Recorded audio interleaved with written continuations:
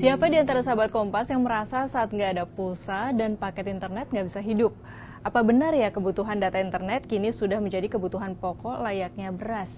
Seberapa cepat ya paket data kuota internet dan beras menguras isi dompet kita? Yuk kita bahas.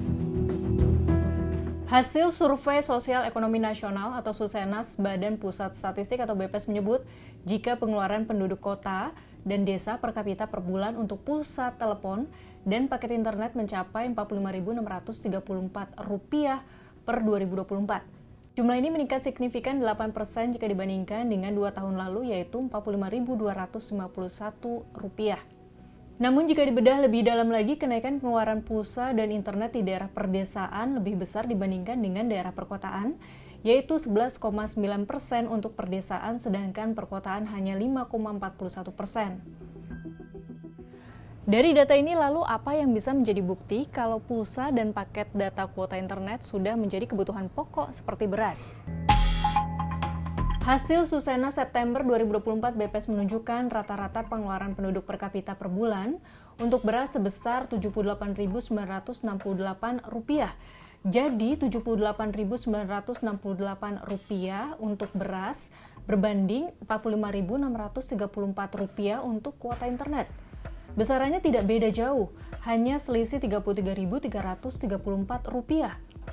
Hal ini bisa diartikan kalau paket kuota ternyata hampir sama pentingnya dengan beras, salah satu komponen kebutuhan pokok yaitu makanan. Nah, besaran membeli paket internet Rp45.634 per kapita per bulan, menurut Susenas ini mungkin bisa saja kurang relate dengan sahabat Kompas. Bisa lebih besar pastinya sesuai dengan kebutuhan atau mungkin bisa lebih kecil. Tapi ini bisa menjadi masalah saat kita ulik data selanjutnya. Hasil Susenas mencatat jika pengeluaran penduduk per kapita per bulan untuk beras sejak 2019 hingga 2024 atau 5 tahun meningkat sebesar 37,02%. Sebaliknya, laju pertumbuhan pengeluaran untuk membeli pulsa dan internet jauh lebih tinggi, yaitu 54,81%.